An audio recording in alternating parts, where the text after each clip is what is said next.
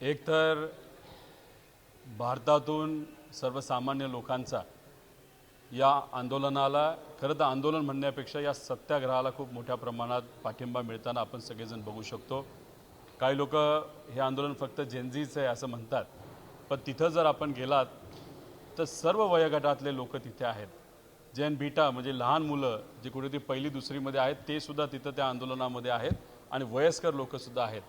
त्यामुळे समावेशक एक आंदोलन आहे। कशाच्या विरोधात? तर एक सिस्टमच्या विरोधात, जी सिस्टम सामान्य लोकांना न्याय देत नाही।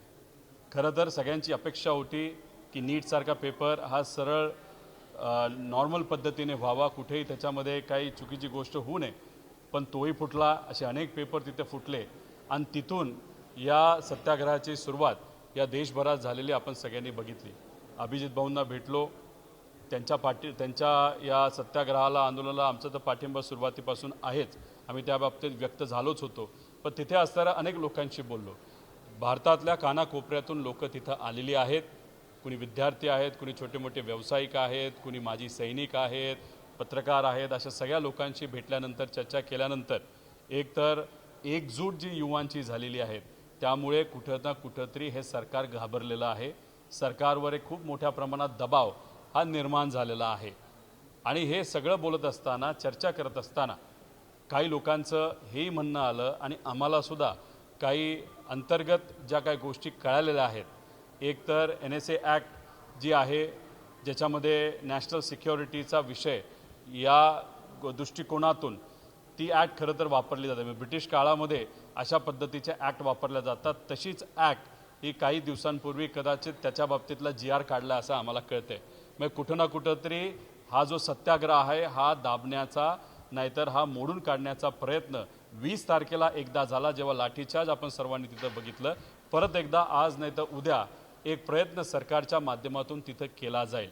त्याच्याचबरोबर जसं 20 तारखेच्या 2 दिवस आधीच काही गाड्या मुद्दामून फोडलेल्या गाड्या तिथं आणल्या होत्या आणि कदाचित सत्ताधारी लोकांना दाखवायचं होतं की तिथं असणाऱ्या युवांनी त्या गाड्या फोडल्या, तिथं दगडं भरून गाड्यासुद्धा आणून ठेवल्या होत्या। पण मग व्हिडिओ बाहेर आल्यानंतर त्या बाबतीत काहीच झालं नाही। परत एकदा कदाचित आज नाही तर उद्या अशी भीती वाटते की मुद्दामून काही लोकांना तिथं पाठवलं जाईल। हे जो काही सत्याग्रह आहे त्याला एक आक्रमक स्वरूप देण्याचा प्रयत्न तिथं केला जाईल आणि मग तो प्रयत्न केल्यानंतरच पोलीस तिथं ॲक्टिव्ह होऊन लाठीचार्ज परत एकदा करू शकतील अशी भीती तिथं वाटते। आणि हा विषय जेव्हा कोर्टात जाईल तेव्हा आपल्या सगळ्यांना माहितीचे दुर्दैव असं, म्हणजे आमचा सगळ्यांचा विश्वास न्यायव्यवस्थेवर आहे। सर्व जिथं असणारे जस्टिस असतील, जे कुणी तिथे असणारे सर्व जजेस आहेत, त्यांचा आमचा विश्वास आहे। पण काही दिवसांपूर्वी आणि त्याच्या आधीसुद्धा जे या देशाच्या सुप्रीम कोर्टचे चीफ जस्टिस आहेत, त्यांनी जे स्टेटमेंट दिलं होतं या आंदोलनाच्या बाबतीत, ज्या काही तिथं लाठीचार्ज झाला त्याच्या बाबतीत, हे अतिशय दुर्दैवी स्टेटमेंट होतं। कारण का जेव्हा सरकारवरचा विश्वास निघून जातो, सरकार जेव्हा लोकांवर अन्याय करतं, तेव्हा साहजिकच लोक हे न्यायव्यवस्थेकडे तिथं बघत असतात। आणि त्याच न्यायव्यवस्थेचा प्रमुख असणारा व्यक्ती जर म्हणत असेल की या जो काही आंदोलन झालं आणि त्याच्यामध्ये तिथं जो लाठीचार्ज झाला ते बघण्यासाठी आणि मुलांना जे काही हाणामारी झाली सरकारकडनं ते बघण्यासाठी आम्हाला वेळ नाही, त्यामुळे पदावर विश्वास आहे, पण जे चीफ जस्टिस आज जे त्या पदावर बसलेत त्यांच्यावर आमचा विश्वास नाही। आणि हा विषय परत एकदा चीफ जस्टिसच्या समोर तिथं गेला तर ते कुठली भूमिका घेतील हे तुम्हा आपल्या सगळ्यांना माहिती आहे। कोर्टाकडनंच एक आदेश काढला जाईल की हा जो सत्याग्रह तिथं केला जातोय तो इल्लीगल आहे, तो योग्य नाही। त्यामुळे काही प्रमाणात सगळेच जजेस नाही, पण कुठं ना कुठंतरी सुप्रीम कोर्टचे जे CGI आहेत त्यांच्या वक्तव्यामुळे त्यांच्यावर आम्हाला खरं तर शंका वाटते। त्यामुळे आज जेव्हा आंदोलनस्थळी तिथं गेलो होतो, एक मागणी लोकांच्या वतीने आम्ही ही सुद्धा केली, एक तर मंत्री महोदयांना तिथून काढलं गेलं पाहिजे, ही सगळ्यांची मागणी आहे। मुलांवर जे काय FIR तिथं झाले ते मागे घेतले पाहिजे, याच्या पुढं कोणालाही तिथं लाठीचार्ज झाला नाही पाहिजे। मुलांना जे दुर्दैवी ज्यांनी आत्महत्या केली त्यांच्या परिवाराला तिथं आर्थिक मदत ही झाली पाहिजे।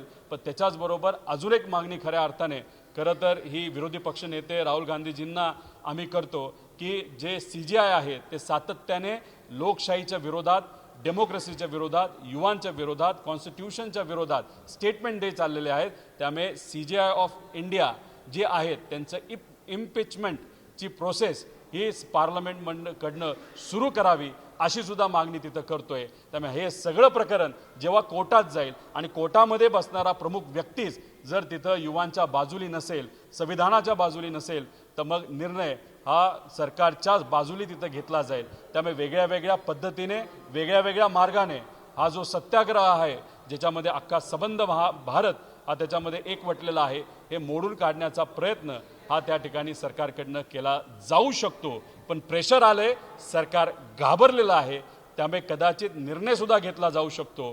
पण निर्णय जर घेता येत नसेल तर मग नक्कीच सरकारकडनं जे खरं त्यांचं स्वरूप आहे, जो त्यांचा खरा चेहरा आहे, जनरल डायरचा जो चेहरा आहे, ते म्हणजे परत एकदा काहीतरी चुकीचं सरकारकडनं केलं जाईल अशी भीती आम्हा सगळ्यांना तिथं वाटतं। मुंबईमध्ये ज्या पद्धतीने आंदोलन झाले त्यामध्ये मुंबई पोलिसांची वर्तणूक समोर आलेली आहे। एक व्हिडिओ जे 50-50 ग्रॅमची पावडर टाकेल तो व्हिडिओ नाही, तर दुसरा आणखी एक व्हिडिओ मुंबई पोलिसांचा समोर आलाय। त्याच्या बाबतीत मात्र दोन मतप्रवाह आहे। भाजपचे अनेक नेते म्हणतात की कुठल्याही चुकीच्या पद्धतीने सदर पोलिसांनी महिलेला स्पर्श केलेला नाहीये, मात्र विरोधकांकडून वेगळी भूमिका मांडली जाते, त्यावरती निर्णय व्हायचा असतो। काय झालं, हे अंधभक्त आहेत ना, त्यांना काही दिसत नाही। वरून आदेश आला की बग बग बग बग काहीतरी बोलत बसतात। त्यांना काय तो व्हिडिओ तिथं दिसत नाही का? स्वतःची घरची एखादी बहीण असती, घरच्या कुणीतरी असलं असतं तर तुम्ही काय केलं असतं, हा प्रश्न तिथं निर्माण केला पाहिजे, नाही तर विचारला गेला पाहिजे। काय होतं की हे कुठेतरी आपल्या नेत्यांच्या बाजूली भूमिका घ्यायची। एक तर होम मिनिस्टरशिप कोणाकडे, तर देवेंद्र फडणवीस साहेबांकडे। देवेंद्र फडणवीस साहेबांना खुश करण्यासाठी हे चटरफटर जे काही कार्यकर्ते आणि पदाधिकारी आहेत ते भूमिका सातत्याने सरकारच्या बाजूली हे अंधभक्त लोक घेतात। आणि पण सामान्य लोकांना जो त्रास होतोय, नागपूरला एका मुलीला एका पुरुष पोलीस अधिकाऱ्याने तिथं मारलं, त्याच्याबद्दल तुम्ही काय केलं? त्याच्याचबरोबर काल परवा जो व्हिडिओ आम्ही टाकला होता, ज्याच्यामध्ये नको त्या ठिकाणी तो जो पुरुष जो पोलीस अधिकारी तो महिलेला त्या ठिकाणी हात लावतो, त्याचा तर निषेध आम्ही करतोच। आणि मग आम्हाला सांगण्यात आलं, ते सुद्धा कोणी मुंबई पोलिसांनी, एक तर मुंबई पोलीस असेल नाही तर महाराष्ट्र पोलीस असेल, त्यांच्यावर आमचा विश्वास आहे, पण ठराविक काही अधिकाऱ्यांमुळे कुठंतरी त्या विश्वासाला तडा जात आहे। आणि तिथं जी काही वागणूक दिली गेली आणि ट्विटमध्ये सांगण्यात आलं की त्याचं लक्ष नव्हतं। सुरुवातीला त्याचं लक्ष नव्हतं हे आम्ही समजू शकतो, पण नंतर पार त्या मुलीच्या चेहऱ्याकडे तो बघतोय, तरी हात काढण्याची धमक त्या व्यक्तीकडे नसेल तर मग त्याचा राजीनामा तिथं घेतलाच पाहिजे, त्याला निलंब केलं पाहिजे। आणि हे जे कुणी अंधभक्त चिरकुट लोक किती काय बोलले तरी लोकांनी आता ठरवलेलं आहे की सिस्टमच्या विरोधात तिथं आवाज उठवायचा, आणि सिस्टमच्या विरोधात लढायची वेळ आली तर आम्ही सर्वजण एकत्रित होऊ शकतो, येऊ शकतो, हे महाराष्ट्रातल्या आणि संबंध भारतातल्या लोकांनी दाखवून दिलेलं आहे। याच्यात जोडून एक नवनाथ बन्नी यांनी एक पोस्ट केली, ते म्हणतात की छत्रपती संभाजीनगरमध्ये गेल्या आठवड्यात एक आंदोलन झालं तेव्हा माजी गृहमंत्री अनिल देशमुख जे तुमच्या पक्षाचे, त्यांनी महिला पोलिसांसोबत गैरवर्तन।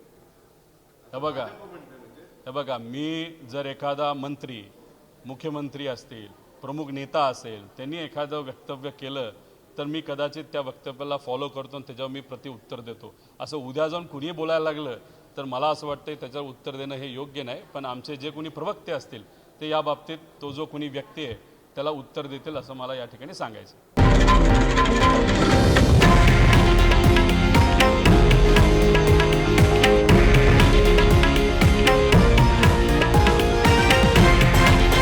हे आहे देशातील नंबर 1 न्यूज नेटवर्क आणि आपण पाहत आहात TV9 मराठी, एकमेव।